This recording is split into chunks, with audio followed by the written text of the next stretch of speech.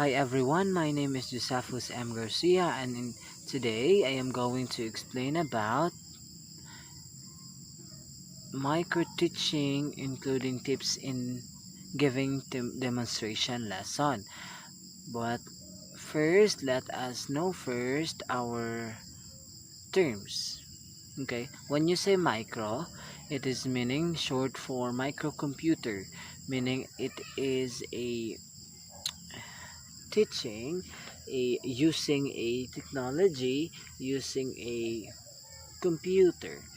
Now, it's stated also here that it is a technique aiming for prepare teachers candidates to the real classroom setting, meaning um, in micro teaching, this is the preparation for teachers for their actual um, class, I mean lesson.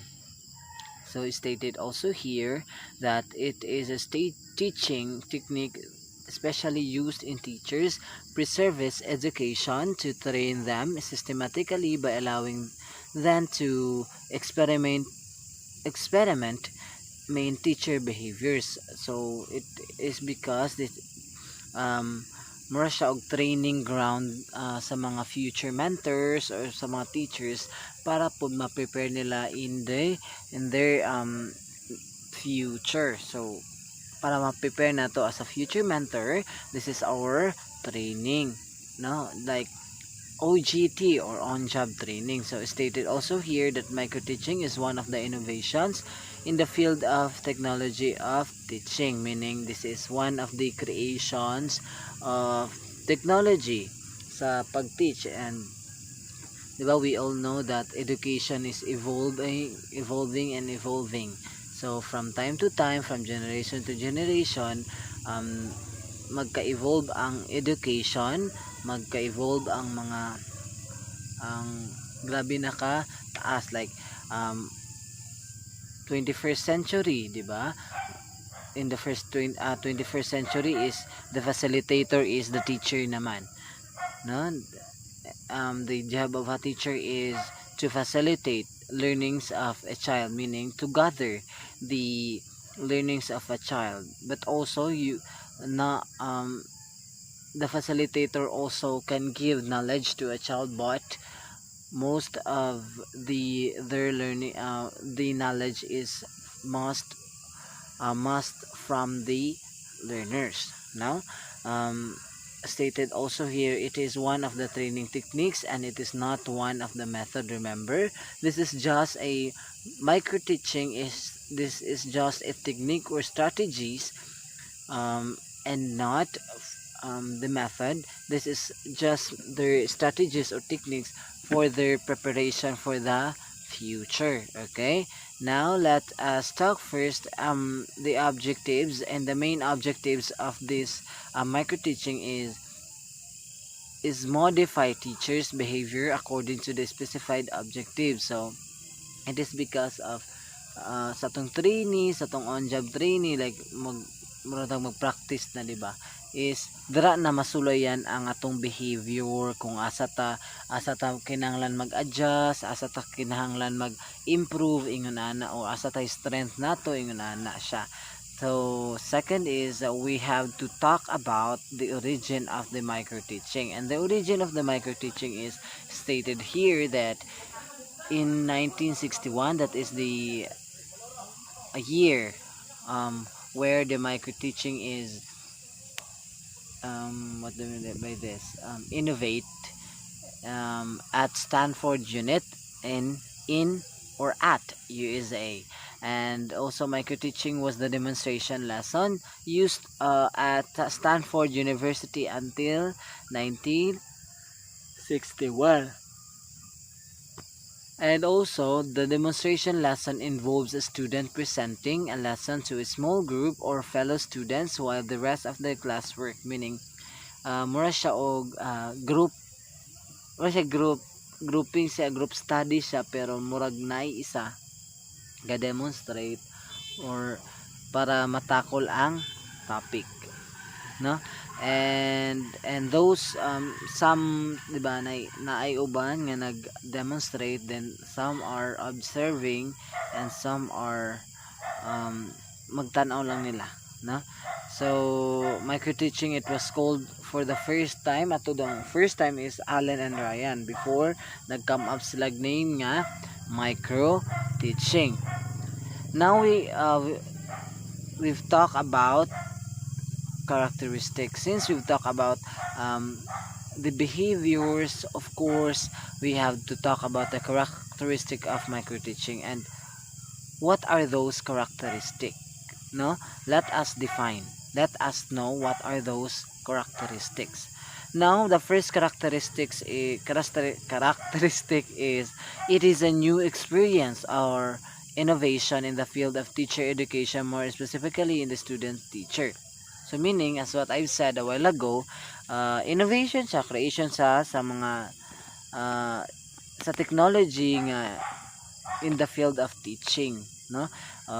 Dira ma-practice ta, like sa akong example ganes is OGT, dira na to ma-practice ang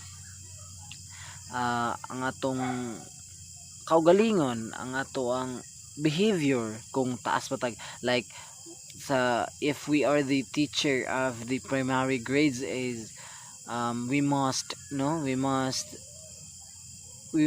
long our patience, because a child is obviously is makasapod guna sila, then kuan po na sila kanang bitong as in murag makahurot og kaugalingon na yun ana siya nga term. Now, and the second one is only one teaching skill is considered at a time, meaning you don't have to take any skill, it is just one, no, it is just one considered at a time, because this is the teaching ground, the training ground for the teachers. So ang goal dra is para mas makuan pa ka, mas mahasa or mas ma-practice pa ka sa imuhang kay para on the near future is makabalo na ka, ay ngun ani day mga bata, ay ngun ani day pag-approach, ay diri day ko mo improve ingon ana siya. So the third one is not important to student as to subject content, they should concentrate only teaching skill.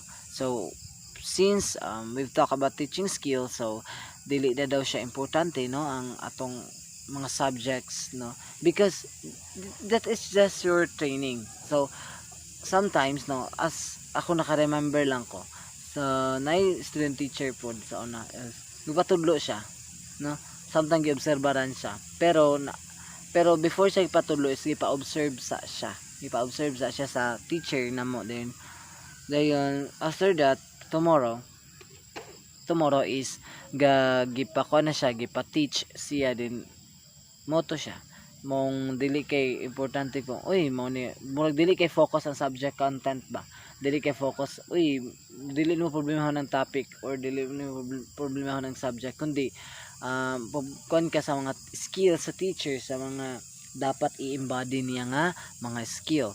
Now it is scaling down the class size to 5 to 10 students, meaning limited ra pud ang students, since kuan naman siya, one teaching skill naman ta siya, so limited ra pud imuhang students, imong mga learners or pupils, no?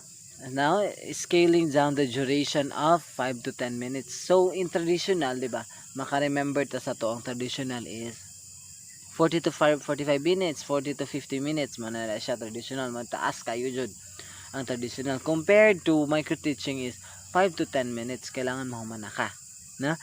Size of the topic and teaching skill, no, gamay ra gud siya, like motudlo lang ka gamay, like for example that kuan imuhang gi murag teacher educator by term na.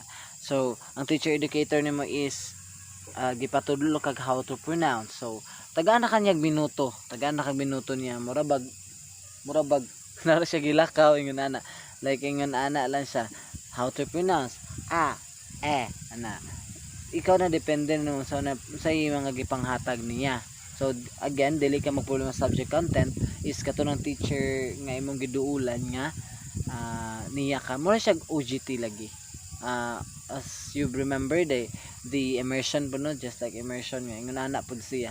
Pero dako ka siya different siya diri sa ano sa micro teaching, kay micro teaching is teaching ground naman murag ko ano man not teaching ground, training ground rather, no. Kung ano siya ma-train naman siya kay since usay gay pasagdaan gi ka sa mga teachers, pasagdaan kita sa mga teachers nga di ka nila kuan kanang pasagdaan kanila para pud ma-practice ka. That is micro teaching. Now, multiple dimensions of feedback from the teachers, educators, student teachers, and videotape. Meaning, there are feedbacks. Of course, since you naka sa training, of course, no, you have the feedbacks. Not just for the teachers, no. Dili ra siya gikan, no, gikan sa mga teachers, but of course sa mga pupils or sa mga learners nga mong gitudloan. So, it is cyclical activities are planned, reach, feedback, and replan, re-reach, re-feedback until you master the particular method. No, meaning you have this cycle lang siya. Nagatuyok-tuyok ra gyud na siya ang kwan. Magplano ka, mag-teach ka, muminaw ka sa ilang feedback if kuan ka kanang asa ka kinahanglan mag-improve, then iplanohon na pud nimo, then after plan you have to reteach, but of course mag-reteach ka lain na pud nga pupils para makadug na pud ka sa ilang mga comments, no. Then after reteach is re-feedback katong comment, then after re-feedback i-reply na pud nimo ingon ana taman ma-master nimo ang imong lesson, ingon ana ang micro teaching nga pagtudlo, no. So since we've talked about micro teaching cyclical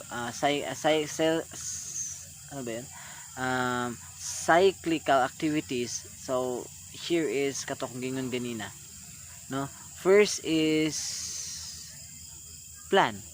You have to plan your lesson. After that, you have to teach. You have to plan in a short time, but you have to teach short time gapon, limited gapon siya ka nga oras, and you have to hear some feedbacks. Dili it doesn't mean nga ang mga bata is kinahanglan yung mag-comment, "Oy teacher, bati kay ka teacher," dili. Kundi ang feedbacks, maybe ang feedbacks na bot pasabotan ni is how you handle, di ba? How you handle your pupils or how you handle your learners or how you teach, no. Yung ana ra siyang feedback, makita man na sa estudyante, no. Since you've heard the feedback, so you have to replan your lesson, okay, and that because you replan, of course reteach, you have to teach it again so that makita na po nimo na improve ba ko dili. So after you reteach, no, again is mag re-feedback, mamina na po ka silang feedback hangtod minaw ko sa ilang feedback, i-reply na po nimo, then i-reteach na po nimo, i-feedback na mag-feedback na po ka, minaw na po ka silang comments hangtod ma-master na nimo muhang lesson, ingon ana na siya ka kanindot, no. Now we are going to talk about the steps in micro teaching. In steps in micro teaching is number 1 stated here that to provide the knowledge and awareness of teaching a particular skill is defined to trainees in terms of teaching behavior. So because it is a training, so sa akong example ganyan is ang kuan pod, no, maghatag mo sa knowledge, kaya naghatag sila kahibalo o kuan sa mga tao nga aware sila, no. Mao din ni ang kuan, mao din ni ang pagtudlo, yun na di experience yun na ito.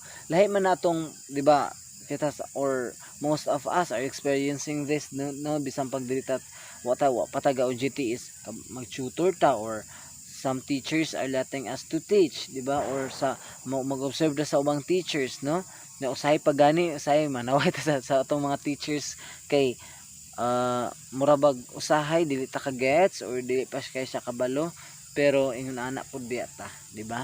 No, for the second step is the students teachers observe a demonstration lesson given by the teacher educator. So mo na akong gingon nga maghatag og subject si teacher, maghatag si teacher educator katong teacher nga yung giduulan maghatag sa subject. Then after din i-con student teacher itudlo. For this third step is we have the student's teachers prepare micro lesson plan and which he can practice a particular skill with the help of his or her educator, no? Diri na maka-prepare na si student teacher sa iyang plan, sa iyang lesson, no? And which they can participate in since gitagaan na siya og, di ba? Gitagaan na siya og topic dito is karon magplano na siya isang lesson. Then after that, the students teachers present of micro lesson to small groups to 5 to 7 students. This activity observed by the teacher's educator, student teacher and videotape, meaning mag-teach na siya, no, presentation, no, mag-teach siya sa in a short time since he or she planned her or his lesson, so he must teach, no. For that is for step 4. For the step 5 is you have the discussion of the lesson based on the feedback. If students teachers commit any mistake during his or her practice of micro lesson, this lesson is called evaluation season, no. Kung kita magud mag-OJT, di ba, kinahanglan ta og sa tawag ani atong immersion ko dito siya OJT is kinahanglan mag-diary din DTR, then mangayo og feedback ang institution, no, mangayo siya feedback din kumusta naman ni siya ingon ana, kung minisla ay okay ra man na siya, for example minsan nabati man kay na siya batasan kay malate man na siya diri ingon ana, so mabad record ta. So kani magud atong teacher training is makuan siya ba kana bitong sa tawag ni magamit siya sa tuang pag-apply pohon kay experience biya na siya, di ba? OJT, on job training. So for the sixth step is the students teachers replan the lesson in order to practice the small skill effectively in the light of the discussion and suggestion. Since naminaw naman siya sa feedback again sa mga comments, kabalo siya sa areas of improvement, so he or she must what do you call this, i-replan niya ang lesson, ang iyang lesson, yung subject matter. Okay, now for this step 7 is the student teachers replan lesson is retaught another small group of students of the same class for the same duration to practice the same skill. Since he or she planned or replanned his or her lesson, so he must reteach or retaught to the another small group, meaning another pupils, another learners, for para po makabalo na po siya sa iyang asa dapat siya mag-improve. So for the step 8 is teaching is now followed by discussions of suggestions and encouragement of to the teaching performance. The feedback is again providing to the trainee, meaning kakuan siya after that na replan niya, retouch niya, din magkuha na po siya, maminaw po siya suggestion, maminaw po siya areas of improvement para po ma-improve na po siya. For the same process repeat until master the in particular skill. So through practice, no, practice bisag daghan mapalpak, practice lang gyud ma-master ata anang mga particular skill, which is the particular skill is which is unsaon gyud pagtudlo, no, unsaon gyud pagdala sa classroom, no. The classroom management is masulod na dira, ingon ana na siya. Now since we've talked about those steps and we've talked about the pupils, let us talk the time, no, mga limited time for teaching. You have to 6 minutes, and for the feedback 6 minutes, and replan you have 12 minutes, and reteach you have to 6 minutes, and re-feedback is 6 minutes. So mulipot ra gyud na siya, maglipot-lipot ra gyud na siya. So the number of the students is 10. So as what I've said a while ago, 4 to 10 ang students sa ani. The supervisor o 1 or 2, meaning pwede ra ang supervisor is duha, like ang teacher nga gayang giduulan or ang principal or someone nga head, yun ana siya para mahimong duha, pero pwede ra kay isa. So feedback by the supervisors is mo na makahatag og improvement og areas of improvement para sa supervisor. So ingon ana na siya. Now let's compare the micro teaching and traditional. So the micro teaching is, again, it only needs 5 to 10 students, and the traditional is 40 to 45 or 50 students. So for the duration is siya kanang 7 to 10. Ay, 7 to 10 dito siya. Yes, 7, and the duration is 40 to 45 minutes. Okay. Or 40 to 50 minutes yung nana sa traditional. And also, in micro teaching, the student teachers practice one skill at a time. No, na micro teaching. Pero si traditional is you have to he have or she have to take the several skill at a time. So daghan kay taog, daghan kayo og skills nga ma-attain. Then there is immediate feedback available. So since micro teaching is short time siya, dagamay siya students, so iyang feedback is paspas, no? Comparing to traditional is naipaspas nga feedback, pero dili siya available, no? Ingon ana, murag hinay di siya feedback kay since dagtaas mo siya time, no? Say gayon sa teacher nga, sa mo di ka bros teacher, pero this is bad man good kana bitan mukuan si teacher nga, oy ug mara ka answeran, oy ana, you must answer now. You must answer. As a teacher is, I believe as a teacher we must knowledgeable enough sa atong subject content, pero this is a teaching training ground, so it's okay, no? Teaching is carried under controlled situation, meaning since short time siya, so kontrolado siya sa sitwasyon. Murag for example, karon magkuan siya, mag-teach siya gaulan, niya tulo ang atop sa room, no? So makontrol niya kinahanglan since kanan siya kanang trainee, so makakontrol po ka sa mga teachers nga imong giduulan. So there is no control over situation, no? Wala i-control ang traditional. Teaching is relative to simple, no? Simple ra pud diri. Ang micro teaching is simple lang siya, pero ang traditional is complex since taas man siya og oras, no? So and si micro teaching po is for students, teachers to improve their teaching skill. So since training ground man siya, so imong skill is ma-practice good, no? And traditional is, it is common to all, so common na siya. And there is no important to subject content. Mo ta akong gingon ganina is dili importante ang subject, no? Ang importante is ang skills. There is important to subject content. So traditional pod opposite, importante po yung subject content since taas siya oras man, yun ana.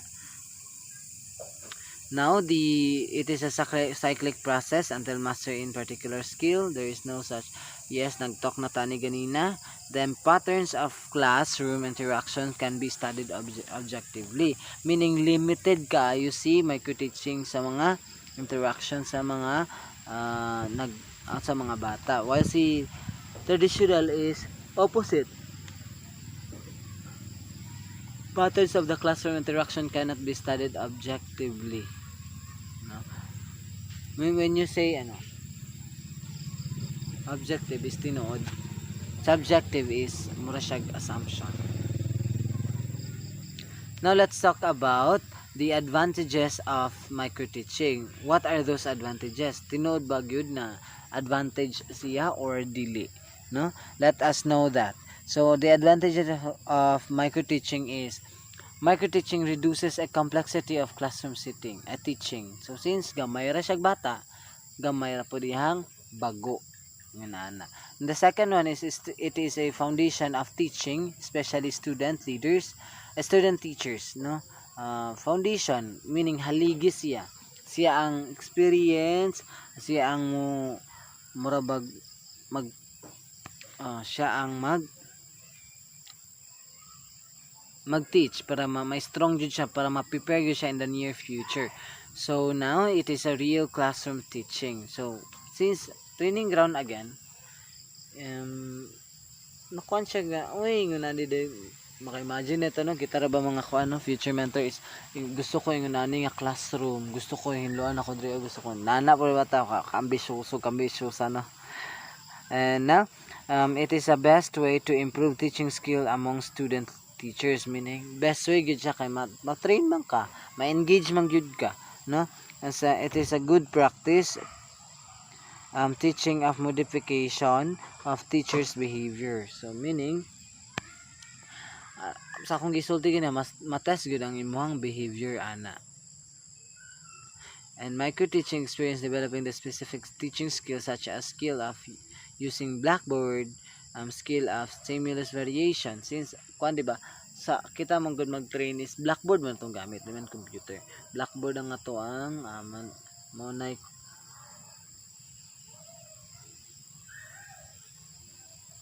blackboard ang ato ang gamit sa computer sa para makakaton gyud ta no na different dimensions of immediate feedback and self-evaluation. So because murag i-reply nimo, i-reteach, i-reply na po, i-reteach. Kano po ka different feedback but the important is we've learned, no? We've learned from it and we apply it and that's it, no? And the individual training technique, the student teacher practicing in the teaching skill.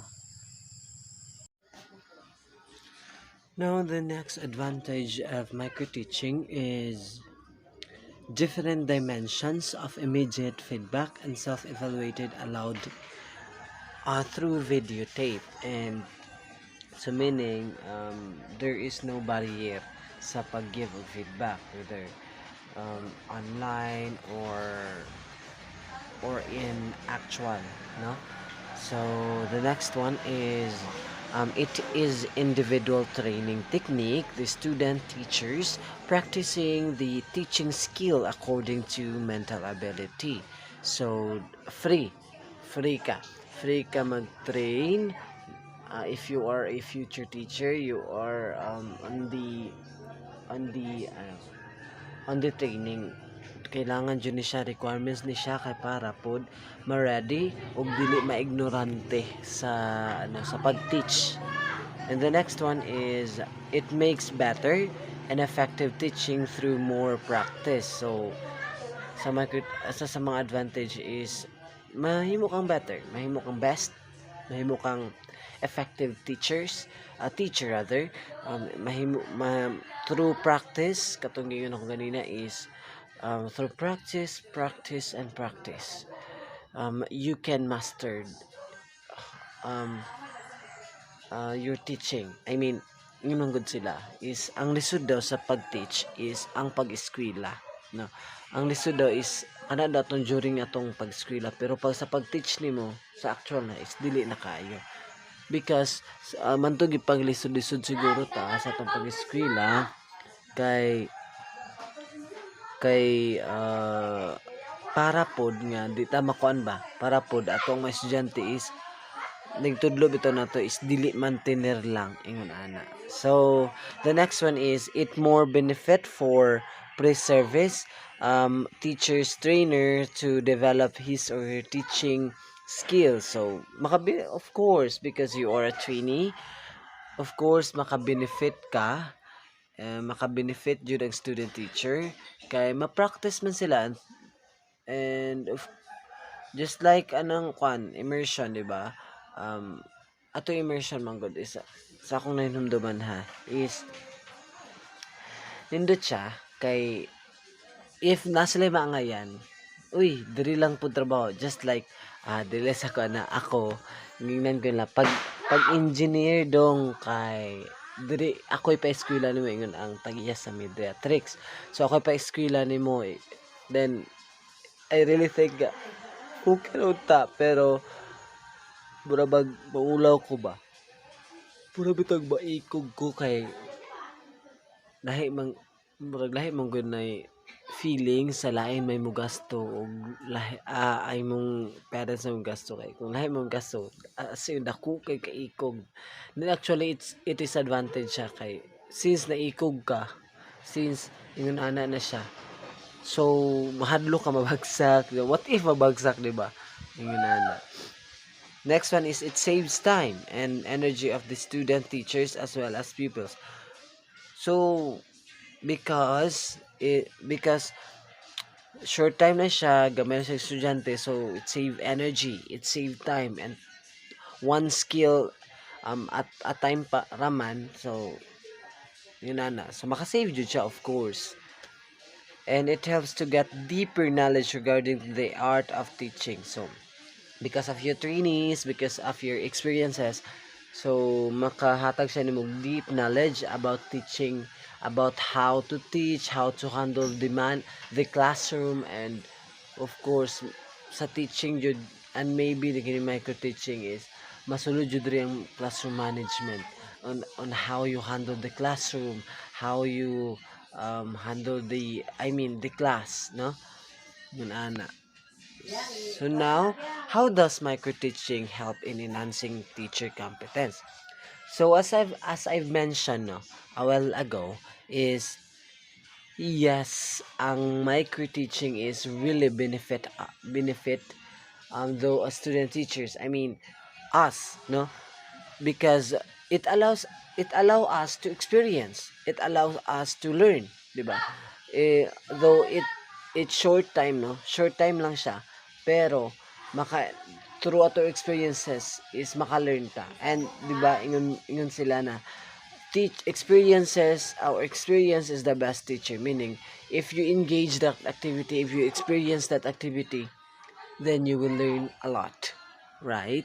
So it can enhance a teacher competence because by that they can learn, they can move, and they can evolve to better teacher. Yes, thank you very much. Now let us give a tips in giving demonstration. Of course, the first one is the organize the deliver a purposeful lesson. Of course, you have to organize your lesson so that we have methods, techniques, approaches. Mo ni siya purpose nganong gitun-an ta na para ma-organize ang ato ang lesson, kay bati kay atong lesson if dili siya organisado, di ba? So organize and deliver purposeful lesson is which with standardized testing and criteria for teaching to specific standards.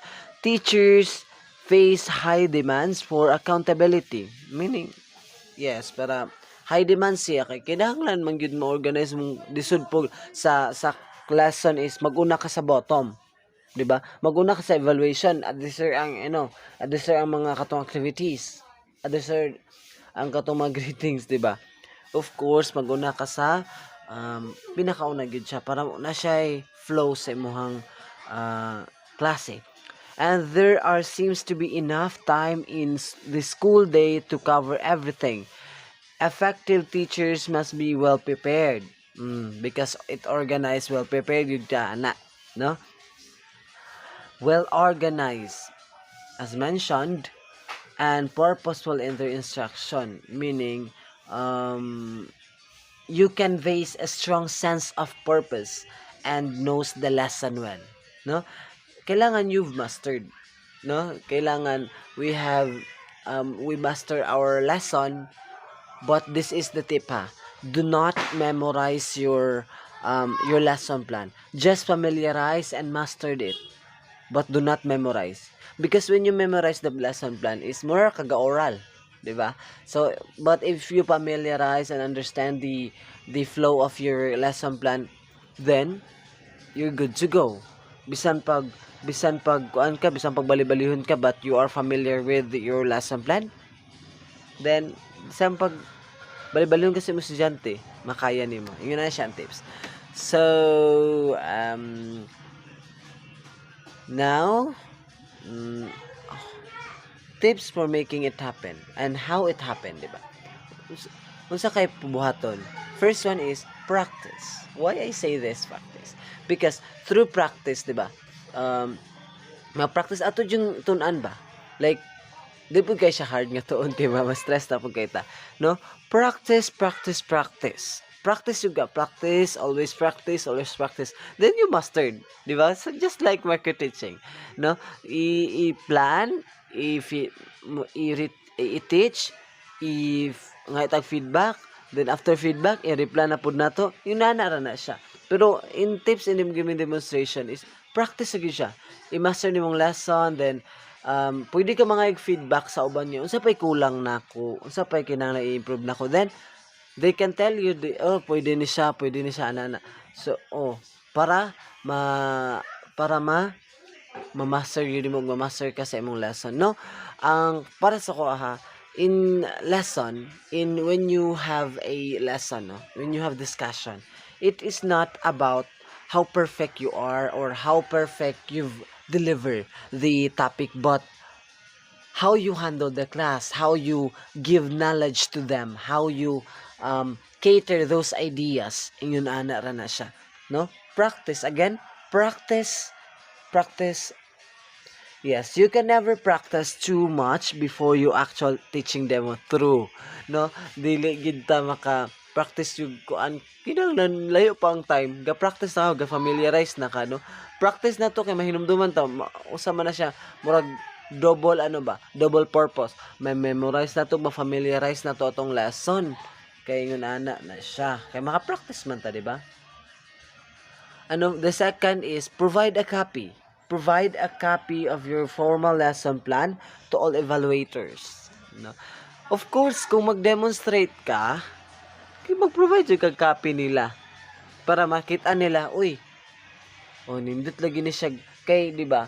Sa teaching, sa akong nahibalan lang katong na ako na dunggan is, kung mag-demo daw ka, is, kasi ba, kanang tagaan na yung kag-demonstration, is, tagaan mo siya copy, then, usa sa mga graduhan is, lesson plan. Muna po ako nahibalan, no? So, when preparing, make sure you have a clear about your objectives. Yes, clear about objectives of the lesson. So, kinahanglan nakay klaro nga objectives. Nakay klaro nga dapat ang objectives is congruent siya sa activities, like na imong objectives is to identify, pero imuhang identify, for example, the subject matter is properties of materials. Then your objectives is identify the properties, the materials and its properties, yun ana siya. Then imong activities is say, and how can they identify, di ba? So mag-create kag test or activity nga identification, and just like matching type, and I think multiple choice, no, is one of that. I think lang bawa po na ako nabasa sa internet, no? So objective and the classroom begin by telling students the goal of the lesson. Of course, the objectives is serves as our goal, no? Serve as our aim, di ba, of the lesson, so they have clear expectations. Para makansla, mao din ni among gusto mahiba, mao din ni mo ibalaan sa among lesson. Sige, ana na siya. And choose a lesson choose a lesson subject that you know inside and out, meaning ikon yun mo nga, why I state choose a lesson or a subject that you know inside and out, because sa pag-teach, it is not just how you teach the lesson well. It is not the subject matter, but of course how they apply in real life situation, relating to real life situation. Sa kwara po kung sa pag-give og demonstration, like ako mag-demo, is iput na ko na akong kagalingon dito. What if ingon ani ko, what if ingon ana mo, then I try to imagine nga, ingon ani, for example is the subject matter is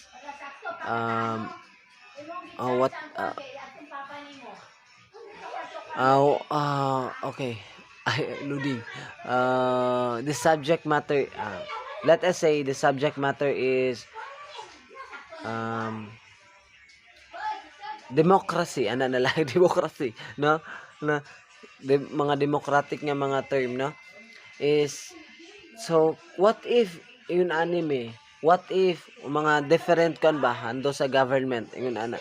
What if, mahitabo yun ani, dapat, kabalo ang teacher, manggod, kabalo, kailangan na kay wide, sako lang po da, is, na kay wide understanding about the topic. Dili ka mag-focus lang sa usa. Try to read, try to put yourself, murag, wear the shoes, yun ana, bitaw sutang sapatos, yun ana, siya dili literal ha, ano? And don't load up on creative strategies or tools such as technology that you add to the purpose of the lesson, no? So again is ayaw kayo ikuan, don't load up on creative strategies or tools like kung ma-distract man gud sila, like, di ba, we all know na nindot man gyud ta maggamit og nindot nga nani animation. What if mo di suggestion ha sa mong teacher, what if kana imong animation is ma-distract ang estudyante, imong pupil, so dira siya mag-focus, so di siya mag-focus nimo, so kinahanglan ang attention sa bata is makuha nimo, ang attention sa imong learners is makuha nimo, so yun na ang purpose, no? And the next one is the let's talk about the sequences, plan learning experiences with timetable and with timetable, no? So kato kuan siya, time limit man gud na, di ba, 40 to 40. Dapat conscious kasi mong time ka, atong akong gademo is dili ko conscious ako time. I always discuss, then naabot ko 2 hours. Taas ka ayo. No, sometimes magud kita mga teachers basta malingaw na ta is dili ta conscious sa tong time. Dapat kita as a teacher limited na po na tong oras man. Limited man na tong oras nga sa pag-teach, di ba? Kinahanglan kining ang preparation 3 minutes lang, kining 3 minutes lang, din discussion butangig 20 minutes. So inana by limit jud ka. Limit jud na siya para matakol nimo tanan. So it's good if imong discussion is dili nimo basahon, you're understanding na about the lesson, then you so that sa mga pupils is ila is application. But in 21st century, di ba, the teacher is the facilitator, so meaning facilitator si teacher is dili na pud pasabot nga uy maminaw lang ko sa akong estudyante kay bright na kay facilitator na si teacher, no? Kuan kanang mo cater lang kasi lang ideas din punan, yun na siya ang facilitator din, mo guide kanila, uy dili siya sa mo guide nga uy mali bang ka, yun ana, no? Especially elementary pupils, no, dapat kabalo ka mo sa pagdala sa bata, uy kanang I like your, for example, their activity is drawing, diba ka, uy, I like your output, but it's better, no? It's better if iyon ani imong gibuhat, no? Para dili masakitan ng mata. Kay mostly na ba ay sa mga pupils gyud, masakitan gyud na sila, di mahiubos, hindi na participate, ingon na siya. Now have a clear beginning, no? Have a clear in the beginning, middle, and end to your lesson. Meaning, yun na kay klaro. Di kay magkakanga ka. Like, let's have a prayer first. Ay, prayer pa ba? Ay, magdaduha ka. Ingan na.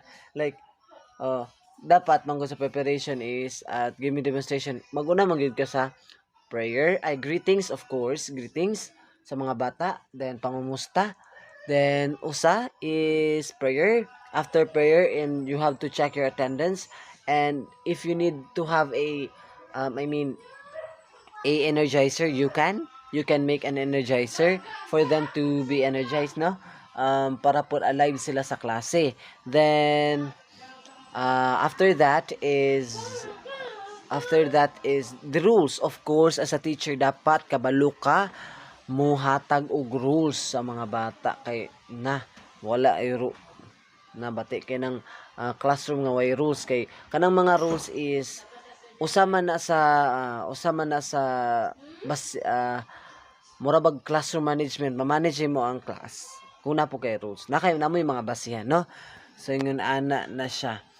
And in preparing yourselves a rough time frame for each part of the lesson, although you need to plan the sequencing and flow of the lesson, be flexible. So outline, no? Let's talk about, since naka-mention ko be flexible. So as a teacher po ka, dapat flexible ka, dapat kabalo ka, uy, 'di ba? Ang teacher mo good is wag switch yung utok. Teacher, dili lagi ni siya teacher, ngano teacher. Samok jud siya, pero teacher man mo gisudlan, so dapat dako kag pasensya, flexible ka as a teacher pud kay syempre when we say flexible mo guys makaya, di ba? Do dili ka kabaluan ning butanga, dapat kabalo ka, no? Dapat kabalo ka mo ingon ana. So no ingon ana jud na siya ang teacher. Then the next one is the outline of the flow of the lesson.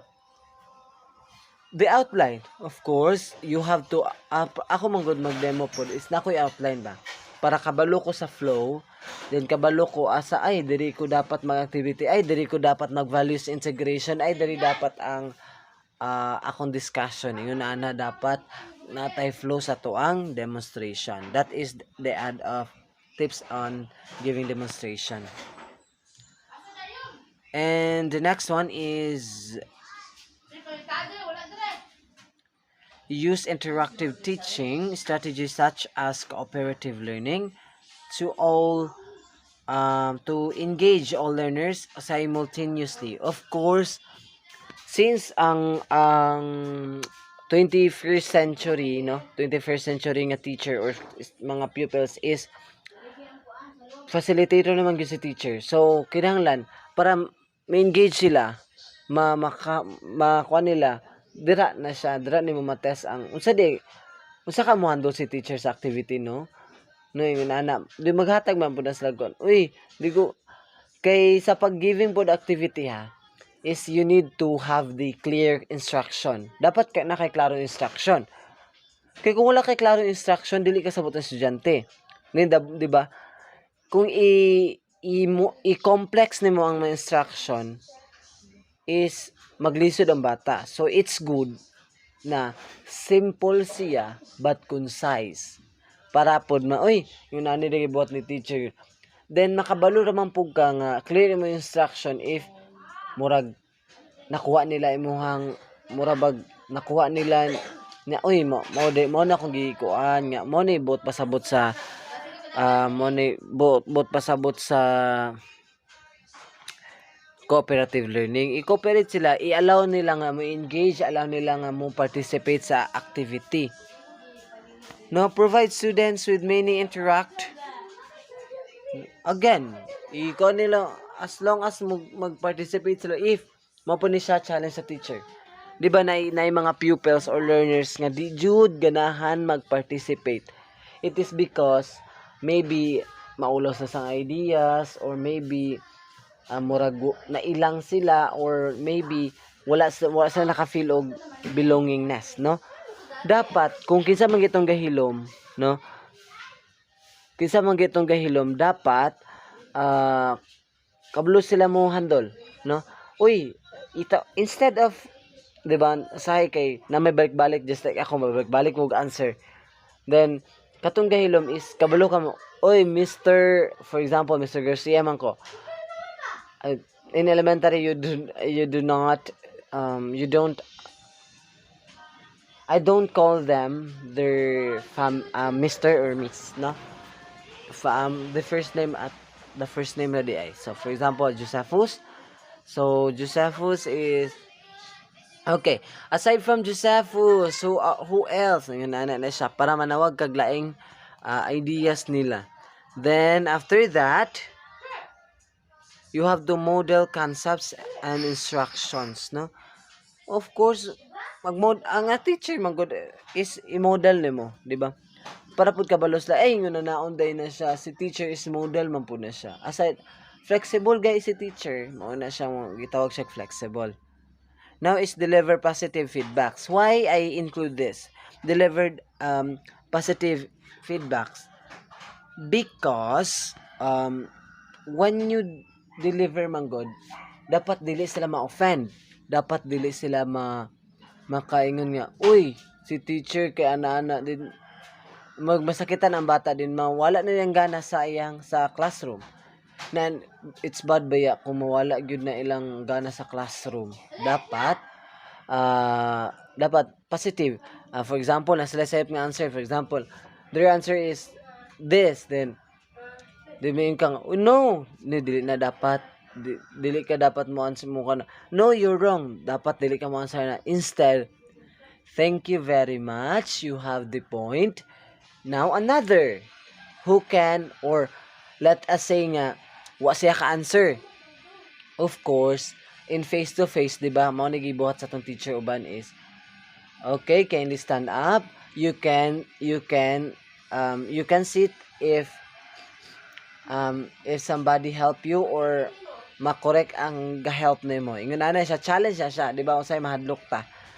But it's a challenge, hindi kana nga pamagi is dili siya bad. Kay based on my experience, dili siya bad kay uy makatindog ko matrigger jud ko answer. Ingon ana siya. Pero you need to deliver good positive feedbacks para di masakitan ang mimong learners. Ug di sila ma-offend, ug dili sila mawala ang gana sa klase. So, respond to all learners. Effective teachers recognize the wide range of needs among diverse learners in the classroom. They use knowledge of how their students learn along with their students' individual interests. So, of course, you have to know their interest. Asa sila da interesado? Muna siya usa sa mga technique sa mga teacher. Strengths. Asa sila lakas. For example, muna gitambag ni Sir Erap. If ganahan kini nga klase is if they like to listen to music, to play music, then play the music.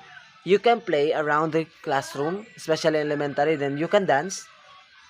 Then after pero nag-learning sila, nagkalingaw sila pero nalingaw mo pero nag-cut on mo. Ingon na siya. Learning ay sana siya.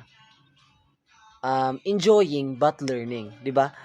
Mo man ay purpose good sa klase, dapat ma-enjoy ra nimo ang klase para pod though dili obvious nga uy mo ni atong gi-teach but ma-apply man gud nila uy mao man ni gi-teach din ni teacher para pod malingaw para pod makuha ang attention nimo sa bata. Challenge, no? Language, cultural background. Why I include language, di ba? Naman gyud tay kuan, di ba? Our international language is English. And our national language is Filipino. Now, yung na siya dapat, asay mo sa bata, like grade, di ba, grade 1 to grade 2 is vernacular, grade 1 to grade 3 is vernacular, right? Vernacular, Bisaya pag yun na. No, Bisaya pag yun na nato diri din. Na siya specific language nga imong gamiton. Not just in our, sa itong ipangsulti, kundi language, like sa subject, na siya specific nga gamiton like mga terms, diba? Nga na siya. Na siya specific nga gamiton nimo mga proper sa subject, no? Nga cultural backgrounds. Why include this? Kay usay man good wata kabalo nga. Uy, nga nilang culture, murag ma-offend pud sila. Uy, ngano yung man mo manulti? Uy, dili siya dapat may question kay laylay mo gutagidak ang laylay tag environment ingon ana, no? And as a teacher, we don't have a right na to say bugo to our learners. Kay we are the teacher and our goal is to di ba, to help them, to mold them, di ba? But not to offend them. Di ba, para mawala ilang gana sa klase? Pwede. And developmental needs to mold their lessons. O, yun na. Para po mag-grow sila, para po makakat-on sila. Yun rana siya. So, in addition, effective teachers collaborate with other school personnel in teaching students with special needs. Yes, true gyud kay ang teacher man good is konsya kanang dapat dili man ikaw. Kala mag kuan ka like sa barangay di ba natay teacher and community ano ba to? Sa Ed 105. Oh, dapat kabalo ta makig-partner sa atong sa barangay og para pod di ta maglisod og para pod natay mga kasabak kasabak ba na siya, no? And in that, we can connect with all students in the classroom, no? Through atong ikaw na to sila, mag-give tag positive feedback din. Magkuantag makakonekta og positive I mean makakonekta sa mga atong mga learners, no? Begin the lesson by getting to know the learners. Of course, on this first tip good. You have to know your learners if they are fast learner or they are slow learner, 'di ba? Natay nga nga mga estudyante. If they are fast learner then it's good. But if they are uh, slow learner is dili siya bad, but of course the job of a teacher is para makakaton sila mo na job sa teacher para pod makakaton sila dili kay uy bugo kay kada dugay kay kakaton na dili man na siya dapat kabalo ka teacher uy slow learner ni siya dapat diri nako ni siya ibutang din imong attention niya is naa kasi slow learner man siya din makuha ni mo attention niya din baby someday is uy bright na lagi kayo bata aron. Then, though dili kayo obvious nga nagpasalamat, then matouch ka ba, ma-overwhelm ka. Uy, salamat kaayo kay na-improve ka ingon ana ra na siya. No? Building rapport. Of course, you have to build relationship no sa imuhang learners. And of course, pre-assessing. Na kay pre-test, no? Na kay mga assessment nila. And by that we have also differentiates instruction to engage all learners. So dapat nakay differentiated activities ingon anak since klase-klase man siya og estudyante. So for example ay kini siya tipon ako siya sa bright ay kining bright ay butang na ko ni dito basin makakuha ni siya makatabang, di ba? Just like kanang bitong sa class sa arrangement sa classroom sa sitting arrangement is usahay itapad na tong bright og bugo ay we can say bugo diba we can say naman I'm so sorry bright fast learner and slow learner. So sa slow learner is basi mag-ask na siya og makatabang ra na si fast learner ingon ana na siya. And of course incorporate variety of teaching techniques into your lesson to ensure address all learning styles, anticipate the cultural differences in your class, wave in culture connects in all your lesson. Okay. That I guess that is the tips, no? Dapat practice, provide copy, clear objectives on the lesson. You have a clear objectives and have a clear beginning, middle, and end of your lesson and outline of the flow of the lesson. Be flexible. As a teacher, you have to be flexible. Okay? So, and use interactive teaching like cooperative learning and provide students with many interact. Dapat i-engage mo sila sa activities, i-allow mo sila. And model concepts and instructions. Dapat kabalo ka sa instruction. Clear instructions siya. O kabalo ka mo deliver o positive feedbacks. And allow them know the learners, allow them engage, then that's it. You can be a effective teacher someday. And thank you very much again. This is Josephus M. Garcia and saying that God bless and keep safe all. Bye bye.